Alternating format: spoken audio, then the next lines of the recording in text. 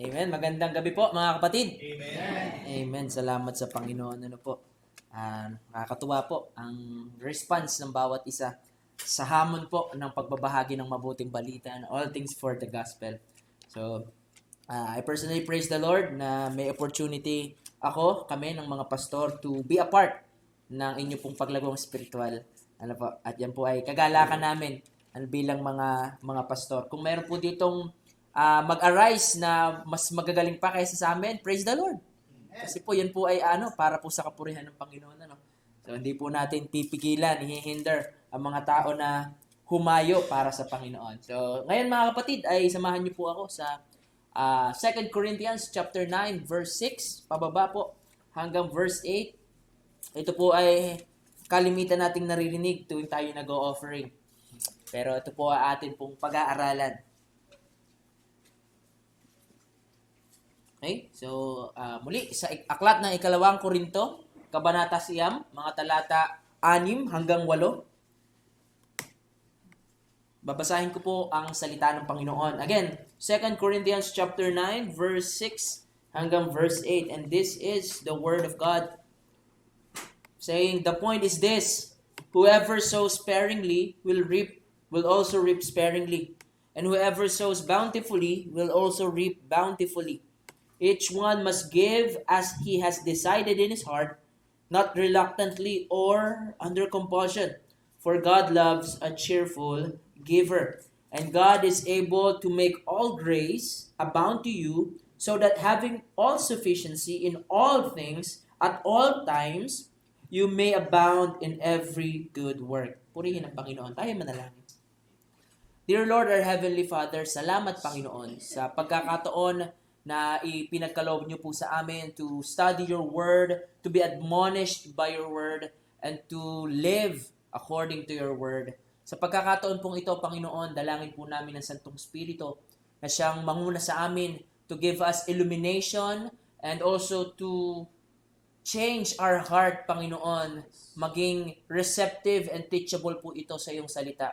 At the same time, Panginoon, dalangin po namin, dinadalangin ko ang aking pong buhay, Panginoon, sa aking pong pagsasalita, O Diyos. Dalangin ko, O Ama, na ang aming pong maririnig, O Diyos, ay pawang iyong katotohanan at magdulot po ng conviction and challenge sa aming puso, not according to my own biases, O Lord, and according to my own will, but according to your will, O Lord. Ito po ang aming dalangin, Panginoon. Pinupuri ka namin at pinapasalamatan sa pangalan ng iyong anak na si Jesus. Amen. Mga kapatid, meron daw isang hari sa isang malayong kaharian noong unang panahon na nagkakamal ng maraming pera at sabi niya, ayaw na ayaw kong mabawasan ang aking pera. Pero gustong gusto ko pa itong madagdagan. Kaya nga, ang gagawin ko, mag-hire ako ng isang mathematician para gumawa ng isang plano para mapadami ang aking pera at hindi ito mawala. So, yung mathematician, nag-devise ng isang magandang plano. Isang buwan siya na nag-aral pa paano niya mapapadami ang kayamanan ng hari. Tapos isang gabi, siya ay nagkaroon ng breakthrough o yung eureka moment niya. So nagpunta siya sa hari, sabi niya, mahal na hari, alam ko na kung paano natin mapapalago ang iyong kayamanan. Sabi ng hari, ay teka, nagmamadali ako. Pupunta ako sa isang malayong lugar. Gawin mo na lang, i-implement mo, kasi tiwala naman ako sa'yo, i-implement mo ang iyong naisip, at pagbalik ko ay titingnan ko ang nangyari. So, nung makalipas po ang ilang linggo, siya po ay isang buwan, another month, siya po ay bumalik sa kanyang kaharian. At pagbalik niya sa kanyang kaharian, dumiretso agad siya doon sa kanyang malaking vault o lalagyan ng kanyang kayamanan. At nakita niya na wala ni isang kusing na ginto ang kanyang nakita. Kaya sa kanyang galit, tinawag niya, sabi niya, nasaan na ang matematiko ang aking kinausap para palaguin ang aking kayamanan? So, sinugod po yun ng mga gwardya at dinala po sa hari. At sabi ni mathematician, sabi niya, mahal na hari, alam ko na at tama ang aking naging desisyon. Paano naging tama? Nasaan na ang kayamanan ko? Ang sabi niya, mahal na hari, kung ako lang po ang magtatrabaho para sa pera ninyo, kakaunti ang balik nito sa inyo. Kaya napagdesisyonan ko na ipamahagi sa lahat ng tao ang inyong kayamanan. upang lahat ay magtrabaho at mas marami ang kikita. Pero hindi naniwala po yung hari. Galit na galit yung hari talaga. Yung kilay niya nagpalit na sa sobrang kunot niya. Sabi niya, ikulong ang mathematician na yan. At walang kakwenta-kwenta ang kanyang ginawa. Pero isang araw po, yung hari ay naglakad sa kanyang kaharian.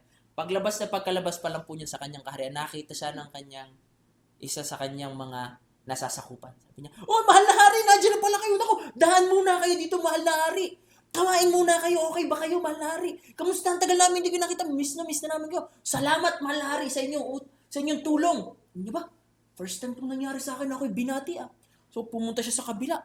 Tapos pagdating niya dun sa kabila, yung dalawang pamilya na doon, nagkatay ng baboy at ipinaghanda siya. Sabi niya, aba, okay to Na-realize niya, aba, teka, yung pera ko, bagamat na ipamahagi ko, at ipinagtatrabaho ng mga tao, pero yung pagmamahal nila parang mas lumago Parang mas malaki pa tong tubo kaysa sa perang kikitain ko. Kaya ang ginawa niya, pinakawalan niya yung kanyang mathematician. Sabi niya, tawagin mo lahat ng kaibigan ko. Kasi nais ko rin silang bigyan. Sapagkat napagtanto ko na mas mahalaga pa pala sa pera ang kayang idulot nito kung ito ipapamahagi ko sa tao. You know what, brothers and sisters? Ito pong salita ng Panginoong ito. Habang ito po pinag-aaralan ko, ako po ay very careful kasi ayokong isipin natin na in-urge ko kayo o parang kino-coerce ko kayo na magbigay para sa church pero hindi mga kapatid. This is a principle from God in order for us to be a blessing. Kaya ngayong gabing ito mga kapatid, isa lamang po ang gusto kong ipunto sa atin. God will bless us in order for our lives to be a blessing. We are blessed in order to be a blessing. Again, we are blessed in order to be a blessing. Kaya po ang title po ng atin pong pag-aaralan ngayon is The Path to Generosity. We are generously given in order to give generously. Ngayon, may tatlo po tayong bahagi na titingnan, tatlong katotohanan kung paano po tayo mamuhay sa daan ng may generosity. Ano ba Tagalog sa generosity? Bukas palad, mapagbigay. Yan. Magandang salita. Ang buhay na mapagbigay. So una, mga kapatid, titingnan po natin yung principle o prinsipyo ng generosity. Ano ba ibig sabihin ano ba yung itinuturo biblically ng generosity? Pangalawa, what is the product of this generosity? Ano ibang ibubunga nito sa atin pong buhay? Pangatlo, para saan po ba ang bunga ng generosity ito? The purpose of our generosity. Now, as we go to our first point, ito po yung magtatanong na, ito yung sasagot sa tanong na, paano tayo magbibigay ng may kasaganan o paano tayo magiging mapagbigay? Yan. How can we give generously? At makikita po natin ito sa verse 6 and 7. Ito pang sabi ng salita ng Panginoon. So, the point is this. Whoever sows sparingly will also reap sparingly. And whoever sows bountifully will also reap bountifully. Mga kapatid, bago po tayo magpatuloy sa unang puntong ito, bigyan ko lang po kayo ng konting background. Ito po ay sulat ni Pablo sa mga taga-Korinto na kung saan the previous year pa po, sila ay nangako kay Apostol Pablo na sila ay mag-aambag-ambagan kasi gusto po nilang makatulong sa mga naghihirap na mga kapatid nila sa Jerusalem. Okay? Kaya lamang po, marami pong mga nangyari at naudlot yung kanilang pagbibigay. So ito po yung muling pagbalik ni Pablo o pagsulat ni Pablo at ito po ihahatid ni Titus doon sa lugar na yon upang muli nilang i-renew o kumbaga kunin nila ang pinangako ng mga Corinthian church. Alam niyo po, pinagmamalaki ni Pablo itong Corinthian church nito pagdating sa giving. At kung makikita mo natin sa chapter 8, ang sabi niya, alam niyo ba dahil sa pagmamalaki ko sa inyo, dahil meron kayong mapagbigay na puso, ang maraming mga tao ang nagbigay din. Isa na po dyan yung mga taga-Macedonia. Kaya nga po ang sabi ni Pablo, sila ay nagbigay hindi lang sa kanilang makakaya, kundi lagpas pa sa kanilang makakaya dahil sila'y nahamon sa inyong mga buhay. Ngayon, muling ni-remind po ni Pablo ang mga tao sa Corinthians about this giving. Sabi po niya, ito daw ang prinsipyo ng ating pong pagbibigay. One, we have to give, sa ating sub-point is, how to give, what is the principle of generosity? The principle of bountiful giving. Bountiful giving. Sabi po dito, para po yung agriculture. Actually, parang self-explanatory na po ito. Sabi nila, kung sino daw ang naghasik ng marami, ay marami ang aanihin. At kung sino naghasik ng kakunti, kakunti din ang aanihin. So, that is true agriculturally and spiritually. Kung ang binhi ng ating, halimbawa tayo nagsasabog ng palay, kung kakunti ang binhi ng isinabog nating palay, it will follow na kakunti din ang tutubo, kakunti ang magbubunga. Pero kung marami ang ating ihahasik, marami ang tutubo, marami ang bubunga. Yan po ang prinsipyo na sinasabi po ng salita po ng Panginoon. Sabi,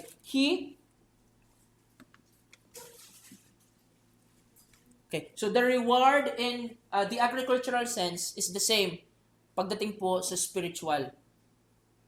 If we give sparingly o kakaunti, kakaunti rin po ang ating tutubuin o ating makukuha. But if we give bountifully, pagpapalain po tayo ng Panginoon. Okay?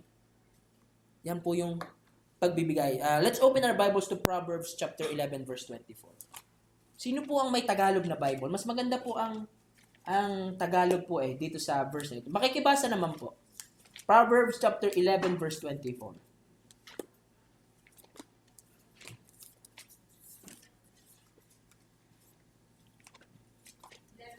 Ang taong mapagbigay ay lalong lumayaman. Ngunit naghihirap ang tikon ng mga kamay. Right? Ang sabi po doon, kung sino daw po ang nagbibigay or generous, bakit sila pa ang meron? At yung mga taong nagtatabi at hindi nagbibigay ng nararapat ay nagre-resulta sa kasalatan at kahirapan. It's not me talking, it is the word of God. Kaya po sabi ni Pablo, ito ang prinsipyo ng pagbibigay. Magbigay kayo ng may kasaganaan. And secondly, paano tayo magbibigay ng may kasaganaan? Meron pong mindset kung tayo nagbibigay. It is cheerful giving. Pagbibigay po ng may kagalakan. Okay? Generous giving is not just about the amount na ibibigay natin. But more importantly, it's about the heart that we give. Yung puso na meron tayo sa pagbibigay natin. At ang sabi po ng passage na ito, that is the way to a generous giving is through cheerful giving. O pagbibigay ng may kagalakan. Alam niyo po, ibig sabihin ng cheerful sa Greek is hilariously. Hindi ako bibigay. Hindi ako ganon. Ano po? It talks about the heart. Yung puso natin. Pag nagbibigay tayo, pag nagbigay tayo mga kapatid, halimbawa, sabi natin, merong feeding program para sa mga batang nagugutom. Sino ang mag-aambag? Halimbawa, pag magbibigay tayo, naanilag na natin yung ngiti ng mga bata. Pag tayo nagbibigay, ano po? Parang, matutuwa nito ang mga batang ito. Okay, magbibigay tayo ng in-kind. Halimbawa, laruan. Kung sino kapalad ng bata makakuha ng laruan ito, parang, wari ko tuwan-tuwan yan. Di ba? Ganun po yung cheerful giving. Meron tayong kagalakan sa ating pong puso. And not just that. Parang na-imagine natin na, matutuwa ang Panginoon nito dito sa kasi gagawin ko to for His glory. Okay? Yan po yung cheerful giving. Yan po yung hilariously giving o yung meron kang enthusiasm and you are thrilled to be a part of something para sa ikabubuti at kapakanan ng ibang tao. You know what is the greatest need of man? Kaya po pag meron dito, may missions work tayo. Sino ang gustong tumulong? Mas marami sana ang tutulong sa atin kaysa sabihin natin na meron tayong feeding program or meron tayong gagawin ganito. Kasi po, we are giving for the greatest need of man. More than yung kanilang pangangailangan na kulang sa pagkain, kulang sa pananamit. Pero ang kanilang maririnig ay ang pinakamalaking pangangailangan nila sa kanilang buhay. Yan po ay ang Panginoong Hesukristo. Kaya po kung merong nakikinig sa akin online at hindi po member ng church at wala pong relasyon sa Panginoon, hindi po ito para sa inyo. Because the only way we could give bountifully and cheerfully is if we realize that God gave us everything that we need plus more.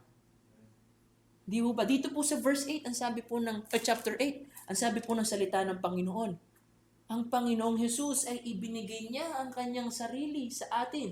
Siya ay naging mahirap upang sa pamamagitan niya tayo ay maging mayaman. He did not regard his equality with God a thing to be grasped. Pero siya'y nagpakababa to a form of man, to the likeness of man, at sumunod siya sa kalooban ng Ama para sa katubusan ng ating kasalanan. That is the example of cheerful giving and bountiful giving that we should follow and we should emulate. Ngayon, ano po yung mga guidelines how to give cheerfully? Hindi po basta tayo nakatawa pag nagbibigay. One is that we have a predetermined desire to give. Each one must give just as he has purposed in his heart. Okay? Hindi po yung out of, kumbaga parang naging impulsive tayo. Nung nagbibigay naman, sige, bigay din ako. Kailangan po, we predetermined and we purposed it in our hearts. Gusto talaga nating magbigay. Okay, that's part of a cheerful giving. Secondly po, is joyfully. We give joyfully, not begrudgingly. Alam niyo po kung ano po ang Greek term for grudgingly? Sorrow. Yung parang pag nagbigay ka, sabihin mo, pagkain na namin ito eh. Uy, pamasahe ko na ito eh. Sayang yung $100, Aring 20 aray, pamasahe na sa tricycle eh. Hindi ko gusto ng Panginoon yan. No matter the amount, kahit magbigay tayo 1 milyon, kung ang puso natin ay laging nanghihinayang at laging parang ayaw nating bitawan, pag buklat ng treasurer sa yung mga pera ay talagang kasi ang hawak ay higpit na higpit. Parang ayaw bitawan. Mga kapatid, aminin ko sa inyo, may ganun din po akong pagkakataon. Hirap din. Yung nanay ko, nag-uusap po kami, sabi niya, alam mo, Jack, noon, pag ako'y bibili, may ambagan dito sa church. Iniisip ko, ari pangkain na namin, pag aring pinaluto kong pansit, 240 ang isang balot. Pero ngayon daw, iba na. Sabi niya, isa sa pagtuturo sa kanya ng Panginoon. Panginoon, wala akong pera, pero gusto ko itong dalhin para aming pagsalusulan. Panginoon, magdadala ako ng pansit sa Bible study para kami ay makapag-share ng walang iniisip. Kasi ito'y para sa iyo, Panginoon. Alam niyo, na-challenge po ako kasi may mga pagkakataon pa rin na tumutulong. Na ako ng Panginoon. Kumbaga, ako'y full-time na sa ministry. Siguro ito, ang buhay ko'y sapat na para sa Panginoon. Pero hindi pa rin po. This word challenges me. Ang buhay po ng ating mga pastor ay challenge sa akin. Ang buhay po ni Pastor Marlon ay challenge sa akin. Ang buhay po ni Pastor Terence, ang buhay po ng bawat isa ay challenge sa akin. Kasi marami akong nakikita dito sa church, purihin ng Panginoon. Pag nag-aambagan, ngaling-ngali ko na sabihin, kapatid, wag na, madami ka ng pangangailangan. Ngaling-ngali ko na sabihin na, bibigay ka pa. Pero hindi, gusto talaga nila magbigay. And I am very grateful sa Panginoon and I am very challenged sa Panginoon, sa mga ganung tao. Because God loves a cheerful giver, not begrudgingly. Thirdly, third guideline po, is that we should be willing givers. Not begrudgingly or under compulsion. Hindi yung, kapatid, bigay ka naman, kita kayo hinulog mo, 20 na. Grabe ka na. Hindi O yung dahil lang ina-expect sa atin na magbibigay tayo. Uy, baka malaman yun na hindi ako nagbibigay. Baka ganito na hindi ako nagbibigay. Hindi po. It should be from our own heart. Kaya nga po, cheerful giving. Mahirap, yun nga po, bata. Pag gusto niya maghugas ng pinggan, tuwan-tuwa yung maghugas ng pinggan. Pero pag inutusan mo, kahit gusto niya maghugas ng pinggan, ayaw na niya. Kasi nautusan na. Ang gusto niya, kusang loob. Pero yung kusang loob ng bata, ang maghugas ng pinggan, once a month. Ano po? Pero hindi, may mga ganun po kasi pakiramdam eh. Na mas gusto mo kusang loob mong ginagawa yung bagay. At pag inutos sa'yo, parang ayaw mo nang gawin. Kaya ho sana, yung pagbibigay po natin, mga kapatid, is deeply rooted sa ating pong kagalakan. At ito pong pagbibigay na ito, hindi magiging pagbibigay na may kagalakan kung hindi po ito nanggagaling sa pag-ibig. Ano po? Kung hindi po ito nanggagaling sa pag-ibig. Kung ako po ay may niluluto sa amin, kasi mahilig po akong magluto, kaya po ako tumaba ng ganito.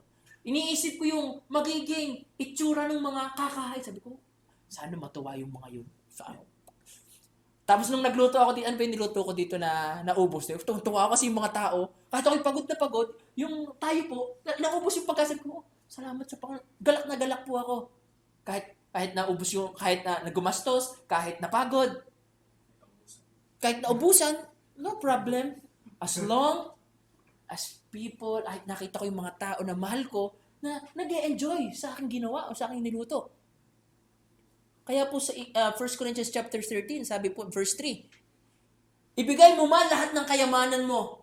Magpasunog ka ng iyong katawan para sa mabuting gawa. It will profit you nothing if it's not done in love. Amen. Mga kapatid, let us give bountifully, let us give cheerfully because we love God. And that is the principle of our generosity. Secondly, what is the product of our generosity? Sana po pagpuputol-putulin ko, ayoko po itong pagputol-putulin. Kasi baka maiwan po tayo dun sa, ay, kailangan ko magbigay ng madaming-madami. Para bang,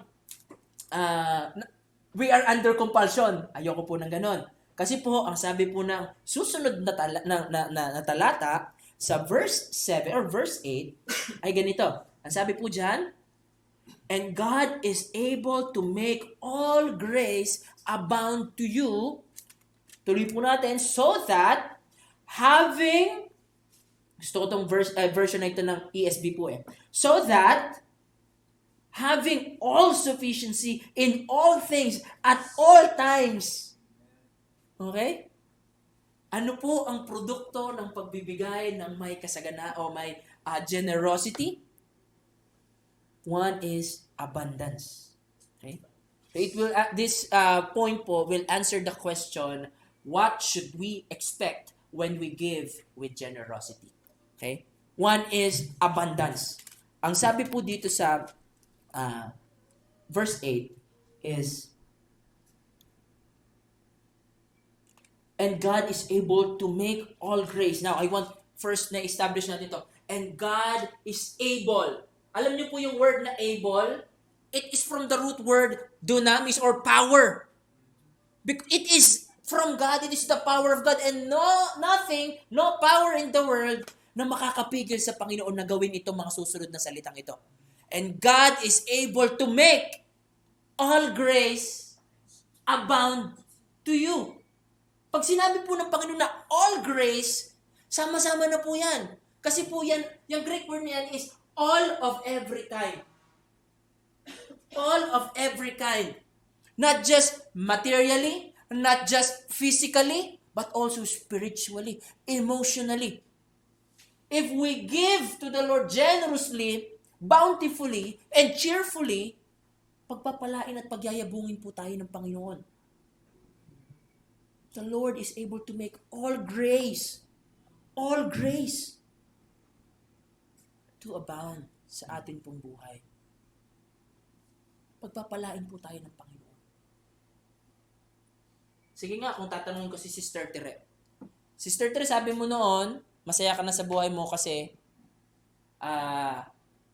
lahat ng pangangailangan ng iyong anak ay nabibigay. Pero hindi ako naniniwala. Lahat ng pangangailangan ng anak ay nabibigay.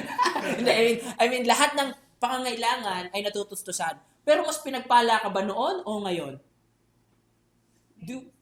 Spiritually, mas, di ba, mas we are blessed beyond measure. Kaya mga kapatid, that is, hindi pa tapos pati ang Panginoon sa buhay natin. Right? If we give bountifully, The Lord will. Pangako po yan ng Panginoon. He will make, hindi po sinabing, and the Lord may make you abound in grace. Hindi po yan parang, depende, hindi po yan parang conditional pa. Hindi promise po yan ng Panginoon. God is able to make all grace abound to you. If we give bountifully. Hindi lamang po abounding yung glory, yung blessing ng Panginoon kung hindi may sufficiency. Alam niyo mga kapatid, we can have all the money in the world. We can have all friends in the world. But still unsatisfied. Hindi pa rin sapat, mga kapatid. Ano po? Maaaring sa isang relasyon, halimbawa, mag-asawa, yung lalaki, asawa na niya ang pinakamagandang babae sa buong mundo, o yung babae, asawa niya ang pinakagwapong lalaki sa buong mundo. But sometimes it will not be enough. Or most of the time, it is not enough. Tama ho? Ano po? Alam niyo ho, ang satisfaction ng buhay natin ay matatagpuan lang natin sa Panginoon. Kung magkakukumahog po tayo, para sabihin natin, kailangan ko munang magtrabaho para maging sapat ang buhay ko, para maging okay na lahat, hindi po magiging okay ang lahat. Not until you give your life for God para sa kanyang kaluwalhatian. Empty pursuit of the riches of the world will gain you nothing. But blessing that comes from God is everything that we need and more. Kasi po, alam niyo po, ibig sabihin ng sufficiency. Ang sufficiency po, ay meron kang pangangailangan. Halimbawa, ang pangangailangan mo ay hanggang dito. Ang sufficiency po, ay lalagpas pa. Yan po ang biyaya ng Panginoon. At hindi lamang po yan pangsamantala o isang beses lang sa buhay natin. He will make all grace, always, abound to you at all times. Sa lahat po ng pagkakataon. Wala hong kapangyarihan sa mundo ang kayang tumaob o kayang humadlang kung ito ang gagawin ng Panginoon sa atin pong buhay. Again, if we give generously for God. Okay, number 3. The purpose of generosity. Ano po ang dahilan? O ano po ang purpose ng pagbibigay natin with generously? Alam niyo po, maraming mga tao, they give because they want to be blessed. And that is the end kung bakit sila nagbigay.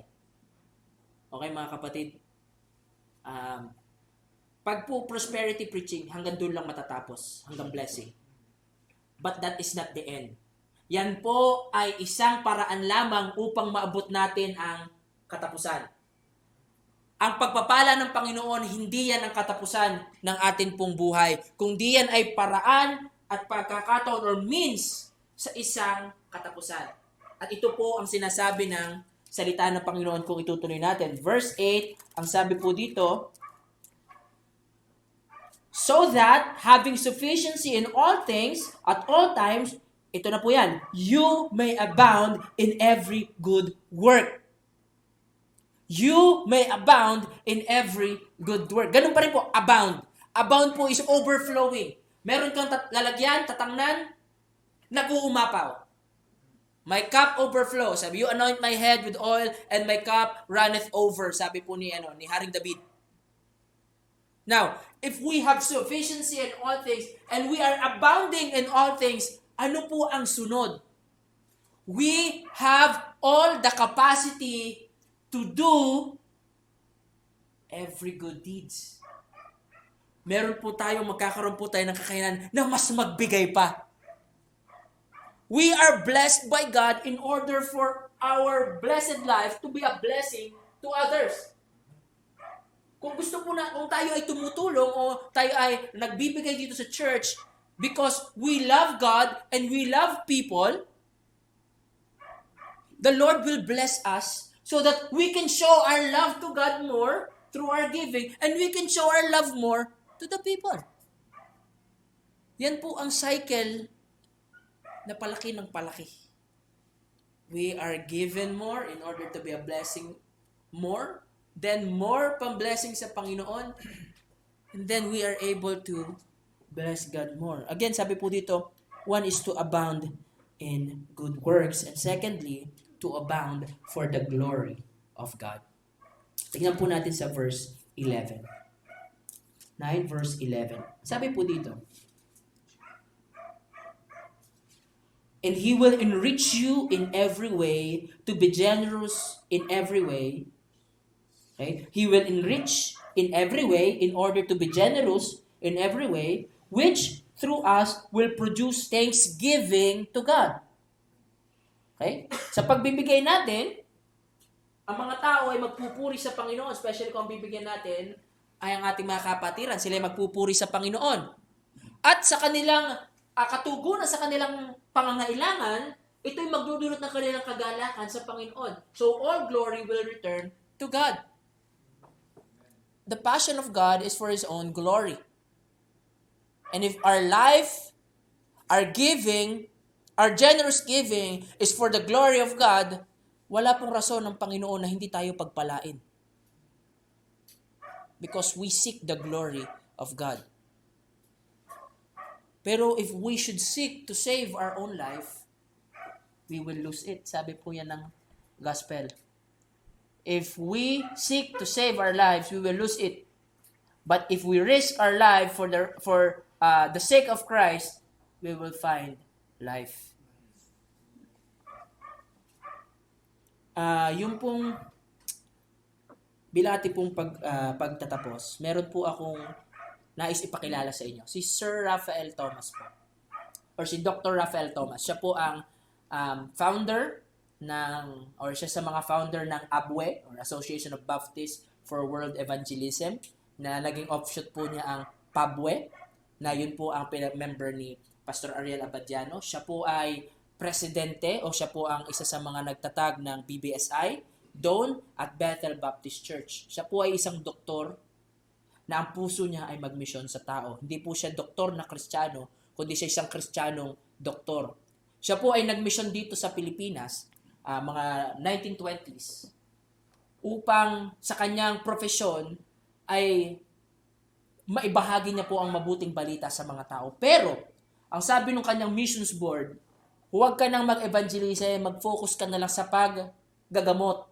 Yan na lang ang focus mo, huwag ka na mag-minister. Alam niyo po, sa tulong at biyaya ng Panginoon, nag-resign siya doon sa samahang yun.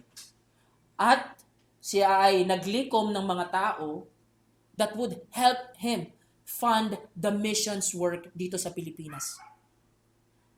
Sila po, like-minded people na may puso sa ministry at pusong umabot sa tao.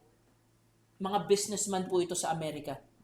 And they were able to fund the ministry of Dr. Raphael Thomas. At makita po natin ngayon, hanggang sa panahong ito, ang kanyang legacy ay nagpapatuloy.